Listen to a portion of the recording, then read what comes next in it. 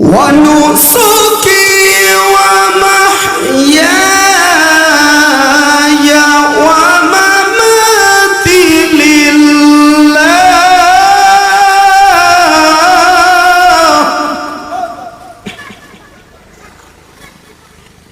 ومماتي لله رب العالمين.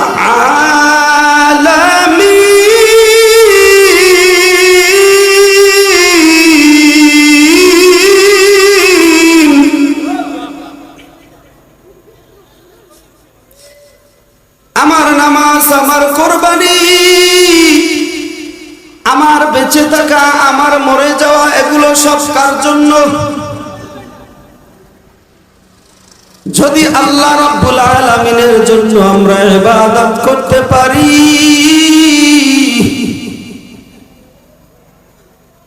ইখলাসের সহিত যদি 2 রাকাত নামাজও কেউ আদায় করে, আল্লাহ রাব্বুল আলামিন ওই 2 রাকাত নামাজকে কবুল করে নেন। আর যদি বান্দার অন্তরের মধ্যে ইখলাস পয়দা না হয়, আল্লাহ রাব্বুল আলামিন ওই বান্দার সারা রাতের তাহাজ্জুদ নামাজও কবুল করবে না। কি করবে? করবে। এই জন্য যে আমলগুলো হবে একমাত্র কার জন্য? আজকে এই ওয়াজ মাহফিলে আসা, এই ওয়াজ মাহফিলে এই শীতের রজনীতে বসে থাকা, এগুলো দুনিয়ার কোন মানুষদেরকে দেখানোর জন্য নয়। এখানে আমরা আসলাম একমাত্র আল্লাহর জন্য। কার জন্য? আল্লাহ রাব্বুল আলামিন কেমন দয়ার আল্লাহ, কেমন মায়ার আল্লাহ। যদি কোনো বান্দা বান্দি ইখলাসের সহিত কোনো আমল করে, ইখলাস বুঝেননি? ইখলাস মানে কি? কোরআনুল কারীমের মধ্যে ইখলাস নামে একটা সূরা আছে না নাই? যে সূরাটা আমরা প্রায় সময় তেলাওয়াত করে থাকি, সূরাতুল ইখলাস। সূরাতুল ইখলাসের মধ্যে আল্লাহ তাআলা কি জানায়া দেন আমাদেরকে? কুল হুয়াল্লাহু আহাদ আল্লাহুস সামাদ লাম ইয়ালিদ ওয়া লাম ইউলাদ ওয়া লাম ইয়াকুল লাহু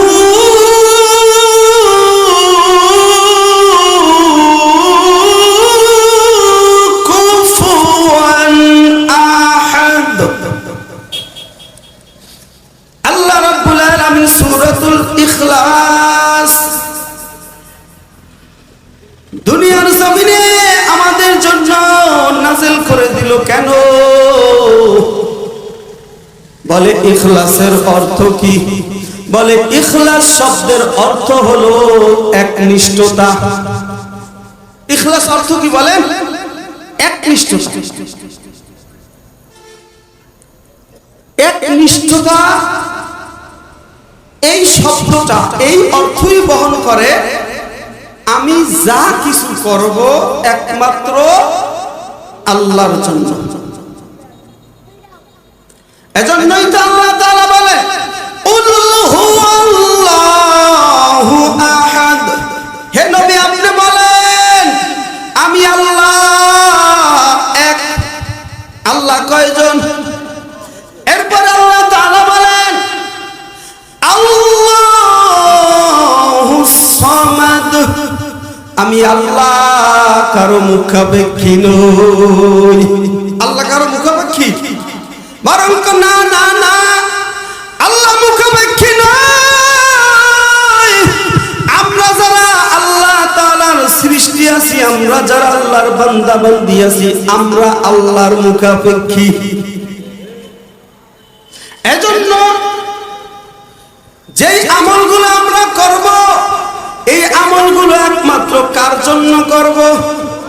মহান আল্লাহর জন্য করব। আর আমাদের এই জীবনে যতদিন বেঁচে থাকবো ততদিন প্রশংসা করব কার? যদি আল্লাহর প্রশংসা করা হয়, আল্লাহ রাব্বুল আলামিন কয়, এ বান্দা বান্দি যদি আমি আল্লাহর প্রশংসা করো, আমি আল্লাহ তোমাদের জন্য নিয়ামতকে বাড়াইয়া দেব। আর যদি আমি আল্লাহর নিয়ামত পার এরে আমার আদরের বান্দা বান্দিরা, সাবধান সাবধান,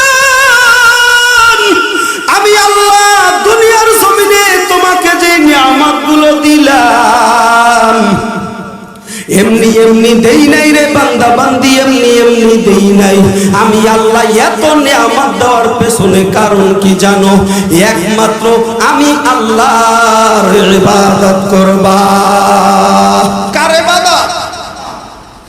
ওয়াবুদুল্লাহ,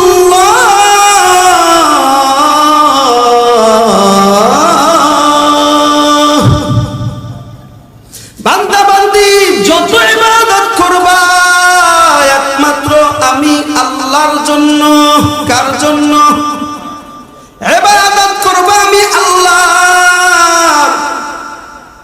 এবং ইবাদত করবা কিন্তু সাবধান, ইবাদতের মধ্যে অংশীদার কাউকে সাব্যস্ত করবা না, অর্থাৎ এক কথায় কোনো শিরক করবা না। যদি আমি আল্লাহর ইবাদতের মধ্যে তোমরা শিরক করো, তাহলে আমি আল্লাহ ইবাদত কবুল করব না তো করবই না, বরং শিরক করার কারণে আমি আল্লাহ ফেরেশতাদের মাধ্যমে তোমার আমলনামায় গুনাহ লিখিয়া রাখবো। এজন্য ইবাদত হবে আল্লাহর, কিন্তু ইবাদতে কোনো শিরক করা যাবে না। যদি কেউ শিরক করে, আল্লাহ তাআলা বলেন, ইন্নাশ শিরকা লাযুলমুন আযীম।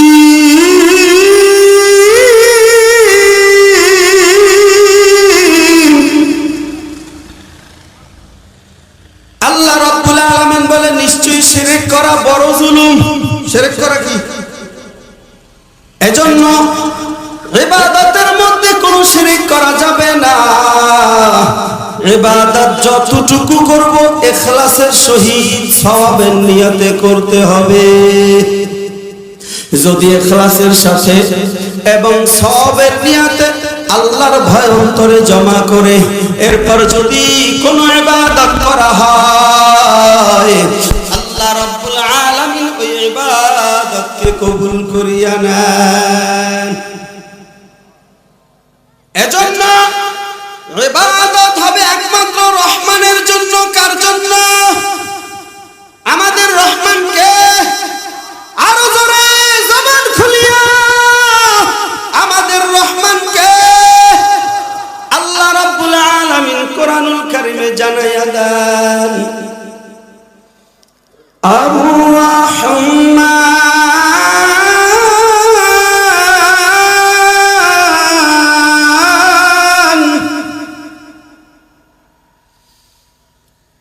আল্লামাল কুরআন খালাকাল ইনসান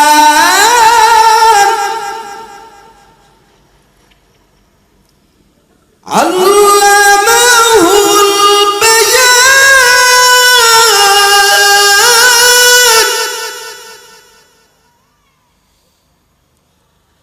الشمس والقمر بحسبان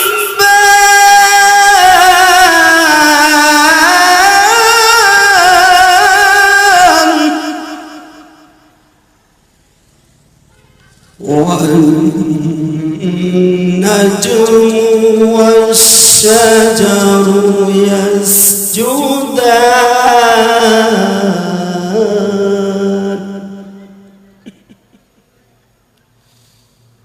والسماء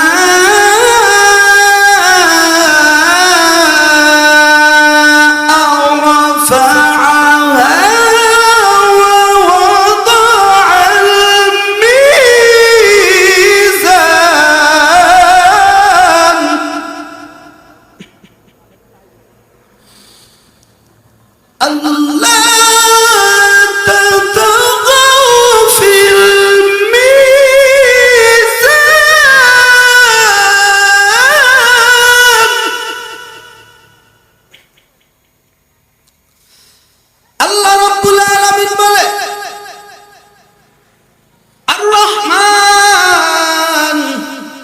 আল্লামাল কুরআন। বলে রহমানকে কুরআন শিখাইলো যিনি, আর মানুষ সৃষ্টি করলো যিনি। সুবহানাল্লাহ। তিনি রহমান, যিনি আমাদেরকে কোরআন শিখাইলো এবং আমাদেরকে সৃষ্টি করলো। এজন্য ওই রহমানের ইবাদত এমন ভাবে করতে হবে, বলে যে ইবাদত করতে করতে করতে করতে এক সময় বান্দা বান্দি আল্লাহ তাআলার প্রিয় হয়ে যাবে। সুবহানাল্লাহ। এখন তো আমরা মুসলমানের ঘরে জন্মগ্রহণ করে আলহামদুলিল্লাহ নামাজ আদায় করার জন্য, রোজা রাখার জন্য, আরো যত ইবাদত আছে ইবাদত করার জন্য কোনো বাধা আমাদের আসে না, ঠিক কিনা বলে? কিন্তু সাহাবীদের অনেক বাধার সম্মুখীন হওয়া লাগছে কি লাগে নাই? কত কষ্ট সাহাবীরা করেছে কি করেন নাই? ভাইরা আমার, ইসলামের সর্বপ্রথম মুয়াজ্জিন হযরত বেলাল রাদিয়াল্লাহু তাআলা আনহু, এই বেলাল রাদিয়াল্লাহু তাআলা আনহু যখন ইসলাম প্রথমে গ্রহণ করলো, ইসলাম গ্রহণ করার পর এরপর বেলাল রাদিয়াল্লাহু তাআলা আনহুর মালিক যখন খবর পায়, মনিব যখন খবর পায় বেলাল ইসলাম গ্রহণ করেছে, মুহাম্মদ সাল্লাল্লাহু আলাইহি ওয়াসাল্লামের ধর্মের মধ্যে বেলাল ঢুকিয়া গেছে, এই খবর পাওয়ার পর হযরত বেলাল রাদিয়াল্লাহু তাআলা আনহু যেই মনিব ছিল, এই মনিব বেলাল রাদিয়াল্লাহু তাআলা আনহুর উপরে এমন অত্যাচার শুরু করলো, ওই মরুভূমিতে উত্তপ্ত বালির মধ্যে বেলাল রাদিয়াল্লাহু তাআলা আনহুকে ফালাইয়া এরপরে উত্তপ্ত বালির মধ্যে টাইনা টাইনা নিতেছে আর বলতেছে, ও বেলাল, এবার মুহাম্মদ সাল্লাল্লাহু আলাইহি ওয়াসাল্লামের ধর্ম ত্যাগ করো, মুহাম্মাদের কালেমা বাদ দিয়া দাও। বেলাল রাদিয়াল্লাহু তাআলা আনহু কয়, আমার জীবন চলিয়া যাইবে, এরপর আমি মুহাম্মদ সাল্লাল্লাহু আলাইহি ওয়াসাল্লামের কালেমা বাদ দিতে পারবো না। আমি একবার কালেমা যখন পড়ছি, এই কালেমা আমি বেলাল বাদ দিতে পারবো না, আমার জীবন চলে যাবে, আমি তোমার অত্যাচারে শাহাদাত বরণ করব। আল্লাহু আকবার। আমি শাহাদাত বরণ করব, এরপরও আমি বেলাল ঈমান হারা হইয়া মরতে চাই না। এই কথা যখন কয় দাঁড়া, তোর অবস্থা আরো খারাপ করতেছি। বেলাল রাদিয়াল্লাহু তাআলা আনহুকে এরপরে আরো কষ্ট দিতেছে, এত পরিমাণে কষ্ট দেয়, এমন একটা মুহূর্ত চলে আসলো, গরম কয়লা জ্বালাইয়া এরপর ওই কয়লার মধ্যে বেলাল রাদিয়াল্লাহু তাআলা আনহুকে তাপ দিতেছে। এই আঘাত সহ্য করেছে, এরপর ঈমান হারা হয় নাই। বেলাল রাদিয়াল্লাহু তাআলা আনহুর পিঠ পুড়ে গিয়েছিল। আর ওই মনিব এমন এক ব্যক্তি ছিল, বেলাল রাদিয়াল্লাহু তাআলা আনহুকে অনেক অত্যাচার করেছিল। এত অত্যাচার সহ্য করার পরেও হযরত বেলাল ঈমান হারা হয় নাই। আর আজকে এই ইসলাম ধর্ম পাইয়া ঘরের দরজায় দরজায় মসজিদের অভাব নাই। বড় আফসোস হয়, মুসলমানের সন্তান যখন ফজরের আজান হয় তখন লেপ টাইনা টাইনা ঘুমায়। আরে আল্লাহর বান্দা নবীর উম্মতের দল, আল্লাহর হাবিব সাল্লাল্লাহু আলাইহি ওয়াসাল্লাম হাদিসের মধ্যে বলেন, ক্বালান নবী সাল্লাল্লাহু আলাইহি ওয়া আলিহি ওয়াসাল্লাম, আউয়ালু মা ইউহাসাবু বিহিল আবদু ইয়াউমাল কিয়ামাতিস সালাহ। এ আমার উম্মতের দল, সাবধান হইয়া যাও, সাবধান হইয়া যাও। ওই কিয়ামতের ময়দানে সর্বপ্রথম বান্দা বান্দির নামাজের হিসাব নেওয়া হবে। কিসের হিসাব দিবে? এই নামাজ যদি কেউ আদায় না করে তাহলে কিয়ামতের ময়দানে ওই ব্যক্তি আল্লাহর আদালতে ধরা পড়ে যাবে। এজন্য যার বাড়ির কাছাকাছি মসজিদ আছে, জীবন থাকার চলে যাক, শীত বেশি হোক আর কম হোক এটা দেখার বিষয় নয়। নামাজ আদায় করতে বলেছেন আমার আল্লাহ। কে বলেছেন? আল্লাহর হুকুম যখন হয়ে যায় তখন প্রত্যেকটা বান্দা বান্দিকে আল্লাহর হুকুম মানতেই হয়। যদি কেউ অমান্য করে গো,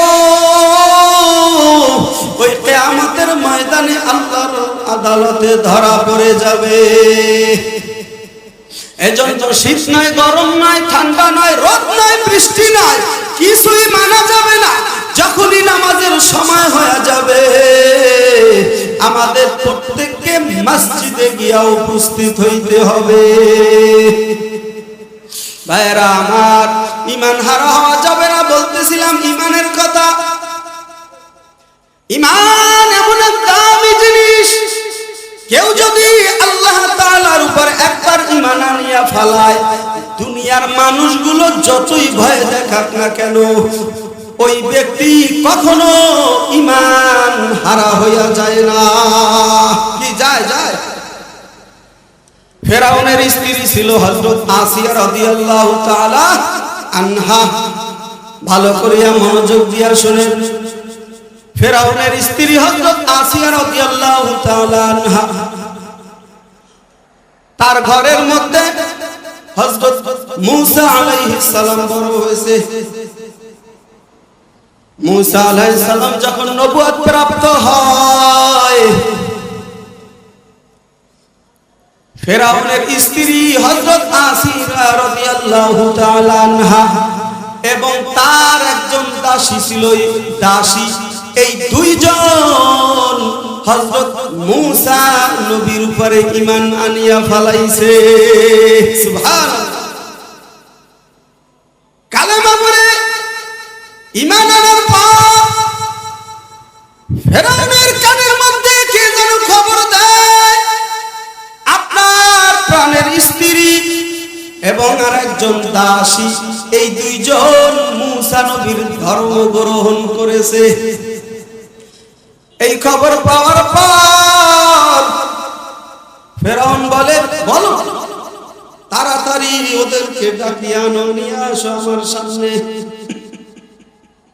ফেরাউনের সৈন্যরা গিয়া হযরত আসিয়া রাদিয়াল্লাহু তাআলা আনহা এবং তার সাথে যে মহিলা ইসলাম মূসা নবীর ধর্ম গ্রহণ করেছিল, এই মূসা নবীর ধর্ম গ্রহণ করার কারণে এই আসিয়া রাদিয়াল্লাহু তাআলা আনহার যে খেদমত করত, ফেরাউনেরও খেদমত করত, এই দাসীকে, এই দুইজনকে ফেরাউনের সামনে নিয়ে আসছে।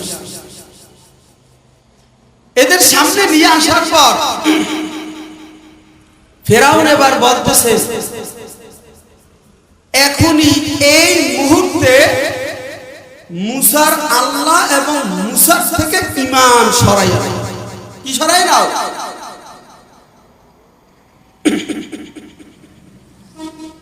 দুইজনের বক্তব্য হলো, না না, আমরা ঈমান সরাতে পারবো না। এবার ফেরাউন বলে, এ আমার সৈন্যরা, তাড়াতাড়ি করে একটা ডেক বসাও। কি বসাও? তাড়াতাড়ি করে একটা ডেক বসাও। ওই ডেকের মধ্যে দ্রুত তাপ দিতে থাকো, আর ডেকের মধ্যে তৈল দাও। কি দাও? তৈল। তেল দিয়া এবার ডেকটাকে পরিপূর্ণ করিয়া ফেলাইল। এবার ওই গরম ডেক এমন একটা অবস্থা, ড্যাগের নিচে শুধু তাপ দিতেছে, তাপ দিতেছে, দিতে দিতে এমন একটা সময় আসলো তেলগুলো টকবক টকবক করিয়া ফুটতেছে। এবার ফেরাউন প্রথমে ওই দাসীকে ডাকলো, এদিকে আসো। বলে তুমি এবার ঈমান সরায়া ফেলাও, তোমার অন্তর থেকে যদি ঈমান না সরাও এই ড্যাগের মধ্যে ফেলাবো। বলে সম্ভব না। ওই দাসীর একটা সন্তান ছিল, এবার ওই দাসীর সন্তানটাকে ফেরাউন বলে ধরো। ওই সন্তানটাকে ধইরা এরপরে তোমরা এই গরম তেলের মধ্যে ফালাইয়া দাও। এবার ওই সন্তান মায়ের মুখের দিকে তাকায়, তাকাইয়া কয় ও মা, এখনই তো তেলের মধ্যে ফালাইবি গো মা। মুসার আল্লাহর মুসার উপর থেকে ঈমান সরাইয়া নেওয়া যায় না। মা ডাক দিয়া কয় না না, ওইটা গরম তেলের ডেক নয়, ওইটা হইল একটা জান্নাতের বাগান। এরে আমার আদরের সন্তান, ভয় পাইও না, একটু ভয় পাইও না।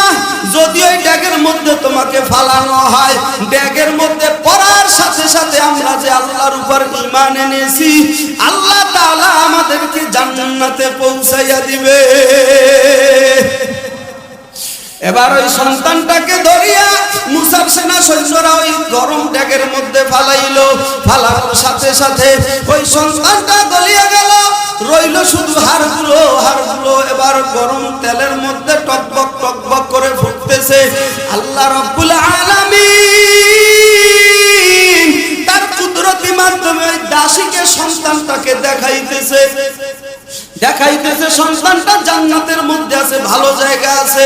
এবার সন্তানটা ওই দাসীর দিকে তাকাইয়া তাকাইয়া বলতেছে ও মা, ঈমান হারা হইও না। এই ড্যাগের মধ্যে যদি তোমাকে এখন ফালায়, তুমি আল্লাহর উপর থেকে ঈমান হারাইও না। ও মা, আমি জান্নাতে আসছি, আল্লাহ তোমাকেও জান্নাতে দিয়া দিবে। এবার এখন বাকি আছে ফেরাউনের স্ত্রী হযরত আসিয়া রাদিয়াল্লাহু তাআলা আনহা। এবার বলতেছে এ আসিয়া, আমার প্রাণের স্ত্রী, ঈমান সরাইয়া ফেলাও তাড়াতাড়ি। যদি তুমি ঈমান সরাইয়া ফেলাও তাহলে আমি তোমাকে কিছু বলবো না, আর যদি ঈমান না সরাও তাহলে তোমাকে আমি কঠিন থেকে কঠিনতম শাস্তি দিয়ে এরপরে দুনিয়া থেকে বিদায় করব। এবার আসিয়া রাদিয়াল্লাহু তাআলা আনহা কয়, আমার জীবন চলিয়া যাইবে, এরপর আমি আল্লাহর উপর থেকে ঈমান সরাবো না। সুবহানাল্লাহ, আল্লাহ আল্লাহ, क्या मुबारक नाम है, अल्लाह अल्लाह आशिकू का काम है। এবার ওই ফেরাউন আসিয়া রাদিয়াল্লাহু তাআলা আনহাকে উলঙ্গ করিয়া ওই ফেরাউন এবার কাঠের মধ্যে পেরাক মারে। আসিয়া রাদিয়াল্লাহু তাআলা আনহার হাতের মধ্যে মারে, ডান হাতে বাম হাতে, শরীরের বিভিন্ন জায়গায় লোহা মারিয়া মারিয়া কাঠের সাথে লাগাইয়া রাখছে। এক পর্যায়ে চামড়াও ছিঁড়িয়া ফেলছিল। আসিয়া রাদিয়াল্লাহু তাআলা আনহা কয়, যত কষ্ট দাও কোনো লাভ নাই, লাভ নাই, জীবন চলে যাবে, আর বড় ঈমান হারা হইয়া মরতে চাই না। সুবহানাল্লাহ। এবার আসিয়া রাদিয়াল্লাহু তাআলা আনহার এই অন্তিম মুহূর্তে আল্লাহ রাব্বুল আলামিনের কাছে হযরতে আসিয়া রাদিয়াল্লাহু তাআলা আনহা বলতেছে, ও আমার দয়ার আল্লাহ, ও আমার মায়ার আল্লাহ, আমার জীবন যদি চলিয়ে যায়, জান্নাতের মধ্যে তোমার পাশে আমার জন্য একটা ঘর বানাইয়া দিও। এইভাবে আল্লাহর কাছে বলতে বলতে এক সময় আসিয়া রাদিয়াল্লাহু তাআলা আনহা শাহাদাত বরণ করে। আল্লাহ তাআলা খুশি হইয়া আসিয়া রাদিয়াল্লাহু তাআলা আনহাকে জান্নাতের মধ্যে দাখিল করে দেন। এই হলো ঈমান। এই হলো কি ঈমান। জীবন চলে যাবে, এরপরও আমরা ঈমান হারা হইয়া মরব না। আল্লাহ আমাদের কবুল করুক, জোরে বলেন আমিন। কারণ এই জিন্দেগি না, আরেকটা জিন্দেগি আছে না নাই? ওই জিন্দেগির শুরু আছে কিন্তু শেষ নাই। এজন্য এই দুনিয়ার জমিনে কোনো বাহাদুরি নাই, কোনো তাকাব্বুরি নাই। একমাত্র আল্লাহর কোরআন মেনে, নবীর সুন্নাত মেনে চলবো, সেই তৌফিক আল্লাহ দান করুক। সকলেই বলি আমিন। যতই করো বাহাদুরি,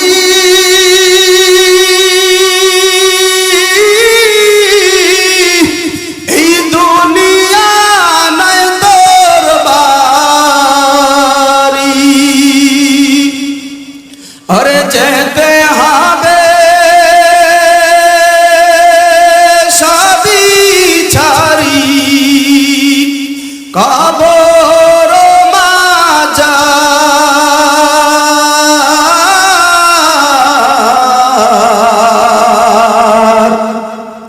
না মানলি ফরমান রে তুই, না মানলি কুরআন। তওবা করো আল্লাহর কাছে,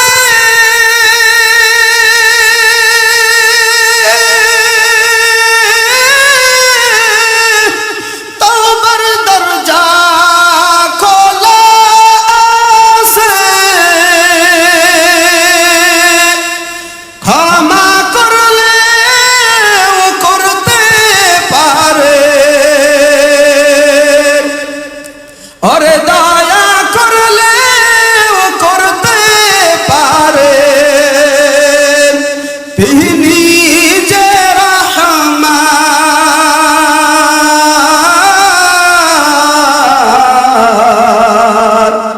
না মানলি ফরমান রে তুই, না মানলি কুরআন।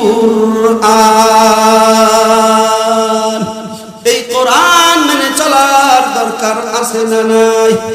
আল্লাহ তাআলা আমাদের সবাইকে নবীর সুন্নাত অনুযায়ী, কোরআনের আইন অনুযায়ী চলার তৌফিক দান করুক। সকলেই বলি আমিন।